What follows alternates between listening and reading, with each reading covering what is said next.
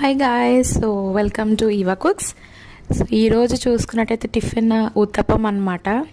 అలా వేడివేడి పెనం మీద ఇడ్లీ పిండి అట్టు వేసి ఆనియన్స్ గార్నిషింగ్ చేసి దాని మీద అసలు ఎంత టేస్టీగా ఉంటుందంటే, దాంతోపాటు పైన కొంచెం జీలకర్ర యాడ్ చేసి దాన్ని కొంచెం మనం పైన ప్రెస్ చేయాలి, అంటే ఆనియన్స్ అనేవి డిస్పోజ్ అయిపోకుండా.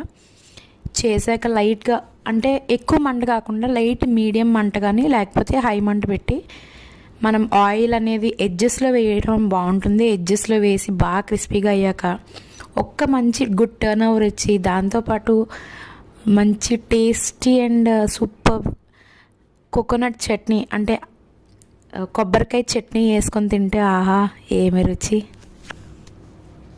ఇలాంటి మంచి మంచి కుకింగ్ వీడియోస్ కోసం please to subscribe Eva cooks.